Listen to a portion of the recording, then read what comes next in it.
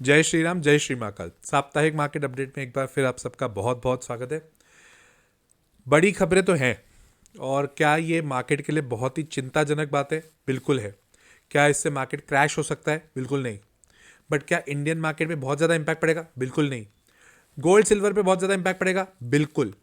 और उसके अलावा क्रिप्टो करेंसीज के ऊपर भी फर्क पड़ेगा? बिल्कुल पड़ेगा। ये सारी कहानी किस चीज़ के ऊपर है, इसके ऊपर मैं आपको पूरी चीज़ें बताता हूँ। सबसे पहले जो ये वेनेजुला वाली जो खबर है, ये एक बहुत ही खतरनाक खबर हुई। बट ये डिस्प्यूट अगर आप देखोगे ना, तो यार ठीक है, बहुत लोगों का हाइप क्रिएटेड है और एक तरह से अटैक होता है किसी कंट्री के ऊपर, तो हाँ, वो दिक्कत वाली बात होती है। बट इफेक्टिवली हुआ क्या है? ये आज की बात नहीं है बॉस, ये पुरानी बातें हैं जो चल रही हैं। हाँ, अटैक अभी हुआ है। वेनेजुला एक्चुअली क्रिएट जो किया गया था ना, जो डेवलप किया गया था, वो to a certain extent America ने ही किया था। अमेरिका का फंडा क्लियर है बॉस। जहां पे अमेरिका को बेनिफिट मिलेगा वहां पे अमेरिका डेवलपमेंट करेगा, और जैसे ही वो डेवलपमेंट करने के बाद में उस कंट्री ने अमेरिका के अगेंस्ट थोड़ा सा भी कुछ किया, वो उसको खत्म कर देगा। इराक में भी यही हुआ था। इराक में बेसिकली स्टार्टिंग सद्दाम हुसैन के रीन के जस्ट पहले की अगर मैं बात करूं, तो वहां पे जो रूलर थे ना ईरान के, इराक के, उन्होंने अमेरिका के साथ to a certain extent type कर दिया था। और ये टाइप किया था कि भाई हमारे यहाँ पे जो कच्चा तेल आएगा ना, क्रूड ऑयल आएगा ना, हम आपको बढ़िया रेट पे देंगे, आप चिंता ही मत करो। रीन चेंज हुई, सद्दाम हुसैन आए, और सद्दाम हुसैन ने एक अलग से अपना कार्टेल बना दिया, और आजू बाजू की जितनी भी मिडिल ईस्ट की कंट्री थी ना, उनको एक संगठन बनाने की कोशिश करी और कहा अमेरिका को इस भाव पे रेट पे नहीं देंगे हम तेल, कुछ भी कर लो। तो he went against America. And then in that situation America ने क्या किया सद्दाम हुसैन के साथ, वो आप जानते हैं। उनको भी इसी तरह से उठवाया, और पहले उनको बोला कि इन्होंने मास डिस्ट्रक्शन के वेपन्स बनाए, और उस वेपन्स के चक्कर में ना, यही वेपन्स के चक्कर में पूरी कंट्री को, सॉरी, पूरे दुनिया को खतरा है, तो उसके हम दुनिया के सेवियर हैं, हम अमेरिका वाले। यही पूरा फंडा था। यहां पे उन्होंने बोला है कि वेनेजुला में बहुत ड्रग्स का लफड़ा था, और ड्रग्स ये लोग अमेरिका सप्लाई कर रहे थे। भाई साहब, पूरा साउथ अमेरिका से ड्रग्स जाते हैं। अभी वेनेजुला क्यों? सबसे पहली चीज, वेनेजुला में सबसे ज्यादा ऑयल रिजर्व्स है, और हम सब जानते हैं क्रूड वर्ल्ड वाइड कितना इंपॉर्टेंस रखता है। ये आप भी जानते हैं, मैं भी जानता हूं, सब जानते हैं। अब पंगा ये नहीं था, पंगा ये है, वेनेजुला ने जब डेवलप पूरा अमेरिका ने किया था, स्टार्टिंग की बात कर रहा हूँ, थोड़ा पुरानी बात कर रहा हूँ, बट जब डेवलप उसने किया था अमेरिका ने, तो वेनेजुला ने अच्छे रिलेशंस बना लिए, एक तो ईरान के साथ जो कि अमेरिका के एंटी है, और दूसरा चाइना के साथ, वो भी अमेरिका से एंटी है। तो अब अमेरिका ने बाकी कंट्रीज के साथ में तो एक सैंक्शन कर दिया कि भाई तुम वेनेजुला से अगर खरीदते हो तो हमारे दुश्मन हो जाओगे, तेल अगर तुम वेनेजुला से खरीदते हो तो तुम हमारे दुश्मन हो जाओगे। अमेरिका ने सैंक्शंस लगा दी। ये सैंक्शंस लगाने के बाद में भाई साहब एक और चीज हुई, सैंक्शन लगाने के बाद में अब चाइना और ईरान सुन रहे हैं क्या सैंक्शंस? वेनेजुला ने उनको बेचना चालू कर दिया। और ये तो हम सब जानते हैं ना यार, हमारे दोस्त का अगर कोई दुश्मन है तो हमारा भी दुश्मन है। और अगर हमारे दोस्त का दुश्मन, अगर वो दोनों की दोस्ती हो गई, तो भाई फंसेंगे तो हम ना। सिमिलर सिचुएशन हुई है, सिमिलर सिचुएशन। और उस चक्कर में वेनेजुला का इन्फ्लेशन भाई साहब आसमान फाड़ चुका है, और उसके अलावा उसकी करेंसी की हालत धज्जिया खत्म हो गई है। करेंसी वहां पे उनकी करेंसी का कोई मतलब नहीं है। अब ये पूरी सिचुएशन बनने के बाद में एक और चीज हो रही, वेनेजुला से उठ के अब लोग जाएंगे क्या? अरे यार, इन्फ्लेशन इतना ऊपर जा रहा है, डेवलपमेंट की हालत खराब हो गई है, और उनके जो प्रेसिडेंट है ना, जिनको अभी इन्होंने कैप्चर कर दिया है, वो भाई साहब वहां पे एज अ डिक्टेटर जैसे काम कर रहे थे, मतलब किसी की नहीं सुन रहे थे। अब देखिए वहां की एग्जैक्ट सिचुएशन क्या है, वो उसी की कंट्री के लोग माने, क्योंकि हर जगह से न्यूज दो प्रकार की आ रही है। आधे लोग खुश हैं कि यार अच्छा हुआ ये रूलर चले गया, इससे बहुत डिक्टेटरशिप जैसा किया था।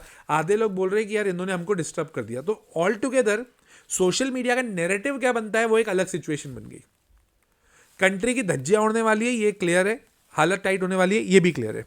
अब वहां के लोग जाएंगे कहाँ? तो वहां के लोग जा रहे हैं किधर है? मेक्सिको जा रहे हैं, और मेक्सिको से फिर अमेरिका जाते हैं, तो ऑटोमेटिकली वहां के लोग हर जगह पहुंच जा रहे हैं। और तो और एक बहुत बढ़िया खबर है, नोबेल प्राइज विनर अभी कौन थे पता है? जो वेनेजुला की ऑपोजिशन पार्टी में। और एक और चीज थी कि वेनेजुला की जो ऑपोजिशन पार्टी में जो बंदी है ना, वो अमेरिका में पाई गई थी कि कुछ डील्स कर रहे हैं, कुछ इन्वेस्टमेंट वाली डील कर रहे हैं, ऑपोजिशन से कर रहे हैं। आप एक बात बताओ, अगर हम इंडिया की बात करें, अगर चाइना इंडिया के साथ डील करना चाहता है तो वो नरेंद्र मोदी जी के साथ नहीं करे, राहुल गांधी जी के साथ करे। भाई साहब, ऑपोजिशन के लीडर के साथ तुम डील कर कैसे सकते हो? तो ये भी एक बहुत बड़ा मुद्दा था। ये सारी चीजें चल रही है वहां पे। और अब अमेरिका ने बोल दिया है कि भाई वेनेजुएला को हम रन करेंगे। कैसे रन किया है इराक को आप भी जानते हैं, मैं भी जानता हूं। अफगानिस्तान को कैसे रन किया है आप भी जानते हैं, मैं भी जानता हूं। और अभी बांग्लादेश अभी चल रहा है भाई। तो देखो, सिचुएशन तो गड़बड़ है। अब आ जाते हैं अपने अपने मार्केट के ऊपर। अब मार्केट में इसका इंपैक्ट क्या पड़ेगा उसको समझ लीजिए। गोल्ड सिल्वर पहले एंटिसिपेट कर चुके थे, ये और भागेंगे जिस हिसाब से दिख रहा है। क्रूड भागेगा ही भागेगा, क्योंकि क्रूड के ऊपर अब कंट्रोल किसका आ गया? अमेरिका का। तो ऑटोमेटिकली क्रूड भी भागने की तैयार रहेगा। कमोडिटीज में ठीक है। एक मुद्दा है जो बहुत लोग है ना अपनी नजर में रख ही नहीं रहे हैं। हम सबको पता है कि फ्यूचर किसका है? एआई, ईवी और दूसरा सोलर। इन तीनों में रेयर अर्थ मेटल्स लगते हैं। अगर आपको रेयर अर्थ मेटल्स और रेयर अर्थ मिनरल्स लगते हैं, अगर आपको याद हो बीच में यूएस और चाइना इस बात पे भी अटके थे, जिसमें वापस ट्रेड वॉर होने के चांस बने थे। वेनेजुएला वो वाला जो एरिया है ना, वो उसमें रिच है। तो अमेरिका एआई, सोलर और जो ईवी में rare earth metals, rare earth minerals use करने वाला है। ये बात पे कोई नजर रख ही नहीं रहा। And this is more concerning. इसकी किसी की नजर ही नहीं है इस चीज के ऊपर। आप एक बार सर्च करिएगा, रिसर्च करिएगा, रिसर्च में आपको पता पड़ेगा साउथ अमेरिका का जो वो एरिया है ना, उसमें मिनरल्स रिच एरिया है यार। तो अगर अमेरिका वेनेजुएला को कंट्रोल करेगा तो भाई साहब ये भी जो चीज होगी ना। तो भाई ये सब चीजें हैं। अब मार्केट पे सर इसका इंपैक्ट क्यों नहीं पड़ेगा? इतनी जब खतरनाक खबरें, मार्केट पे इंपैक्ट क्यों नहीं पड़ेगा? क्योंकि सिंपल सी बात समझना, जब तक मल्टीपल कंट्रीज इन्वॉल्व नहीं होंगी, जब तक बड़ी बड़ी कंट्रीज इन्वॉल्व नहीं होगी, तब तक कुछ नहीं होगा। बांग्लादेश पे पंगा चला, स्टॉक मार्केट पे इंपैक्ट आया? नहीं। पाकिस्तान वाला वॉर चला, स्टॉक मार्केट पे इंपैक्ट आया? नहीं। जो बहुत ज्यादा, हाँ, वेनेजुएला को इनसे कंपेयर नहीं कर सकते क्योंकि वेनेजुएला के पास ऑयल रिजर्व्स अच्छा है। बट कंट्रोल जब कोई वॉर कोई बड़ी मछली छोटी मछली के साथ करता है ना, तो बहुत ज्यादा इंपैक्ट पड़ता नहीं है मार्केट को। तो इक्विटी पे बहुत बहुत ज्यादा दिक्कत नहीं दिखती। हाँ, रही बात ईरान इसमें आ जाए, चाइना ताइवान से लड़ ले और फिर अमेरिका बोले हाँ मैं भी घुस रहा हूं वाले वॉर में, तो दिक्कत आएगी। तो दिक्कत बहुत ज्यादा है। तो ये पूरी सिचुएशन है अभी मार्केट में जो न्यूज वाइज चल रही है। हम इंडियन मार्केट की अगर बात करें तो इंडियन मार्केट में मेरे को तो कोई बहुत ज्यादा दिक्कत नहीं थी। और इंडियन मार्केट ने क्या क्लोजिंग दिया है यार अभी। और ये क्लोजिंग के बाद में अगर कल परसों अगर मार्केट बढ़ता है तो भाई साहब मजे लेना मार्केट के। क्योंकि अगर हमें कल परसों के बाद अच्छे लेवल पे मिलता है, मार्केट 26,300 के ऊपर चलता है कंटिन्यूसली, उधर टिकता है, तो 26,300 एक बहुत क्रिटिकल सपोर्ट होगा, ध्यान रखिएगा। सिमिलरली बैंक निफ्टी की अगर बात करूं, अगर 60,500 के ऊपर चलता है तो भाई साहब वो भी एक मजेदार सिचुएशन होगी, ध्यान रखिएगा।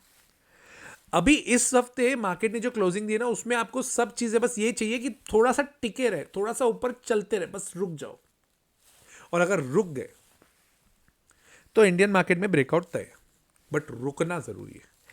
रिलायंस 1590 के ऊपर अगर टिका रहा, बढ़िया रहेगा मार्केट।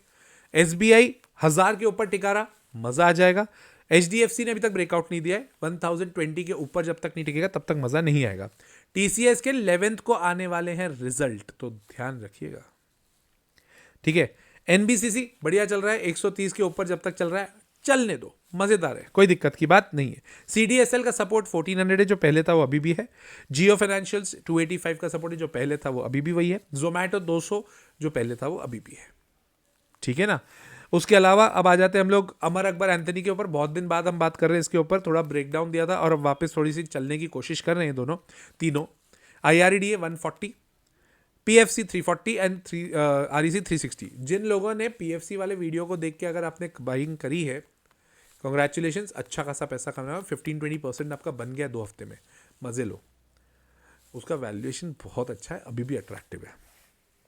रही बात बीएससी अब 2500 का सपोर्ट है, जब तक 3000 के ऊपर नहीं जाएगा फ्रेश तेजी नहीं आएगी। डिफेंस पे आ जाते हैं, मसगांव 2300 का सपोर्ट है, एचएल 4200 का सपोर्ट है, बीडीएल 1400 का सपोर्ट है, बीईएल जैसा चल रहा है चलने दो, जीआरएससी 2200 का सपोर्ट है, ये टूटना नहीं चाहिए। अभी 2-3 हफ्ते से ना डिफेंस स्टॉक्स चले नहीं है, आने वाला है बजट, नजर रखिएगा। अपडेट मैं जरूर करूंगा, बट आप भी अपनी नजर बनाए रखिएगा। मेटल्स पे आए, नालको आहा क्या भागा है, 300 रुपये का अब सपोर्ट है। वेदांता 600 के ऊपर टिका रहा, मजा आएगा। हिंद कॉपर, बहुत बहुत बधाई हो जिन लोगों ने हिंद कॉपर लेके रखा हुआ है, इंजॉय करिए। बट हिंद कॉपर में ना एक वो बना हुआ है हैमर, तो हमें अब चाहिए कि पिछले हफ्ते जो चला था ना हिंद कॉपर, अब उससे थोड़ा सा ऊपर चले तो काम का है, अदरवाइज हिंद कॉपर में दिक्कत नहीं आ जाए, पलटना नहीं चाहिए यहाँ से यार। अब वो पैटर्न वाइज हैमर को क्रॉस करके ऊपर निकला तो कोई दिक्कत की बात नहीं है, हैमर से पलटता है तो थोड़ा देखना पड़ेगा, बट उम्मीद मेरे को अभी तक तो नहीं दिख रही है वैसी, चलने तो बढ़िया है, कोई दिक्कत की बात नहीं। पावर सेक्टर में एनएचपीसी क्या टाइम बाद चला है भाई, अब 78 उसका सपोर्ट है, एनटीपीसी 320 एक सपोर्ट है, सीजी पावर 620 और वारी 2850 के नीचे गया तो थोड़ी दिक्कत दे सकता है, ठीक है। तो ये सारे सपोर्ट्स थे जो आपको हर हफ्ते मैं देता हूँ, अब आपके पोर्टफोलियो के हिसाब से आप अपने हिसाब से डिसीजन खुद लीजिएगा, बाइंग सेलिंग रिकमेंडेशन नहीं है, बट इसको आप ध्यान से अपने हिसाब से रखिएगा, न्यूज़ को थोड़ा ट्रैक करिएगा, लेट्स सी एग्जैक्टली क्या इंपैक्ट पड़ता है, कब कब क्या होता है, कौन कौन सा स्टेट कौन सा कंट्री किसके ऊपर क्या बोल रहा है, वो सब ध्यान देना पड़ेगा, ध्यान रखिएगा, थोड़ा सा सतर्क रहना बहुत ज़रूरी है। और इस वीडियो के नीचे आपको एक ज्वाइन का बटन मिलेगा जहाँ पर मैं एक्सक्लूसिव कंटेंट डालता हूँ ओनली मेंबर्स के लिए, तो उसको भी आप ज्वाइन करिएगा, उसमें काफ़ी अच्छा कंटेंट आपको मिल जाएगा, राइट। सो आई होप कि ये वाला वीडियो आपके काम का रहा है, साप्ताहिक मार्केट अपडेट का। अगला हफ्ते फिर मिलूंगा संडे को, टिल देन जय श्री राम, जय Shri Mahakal and take care.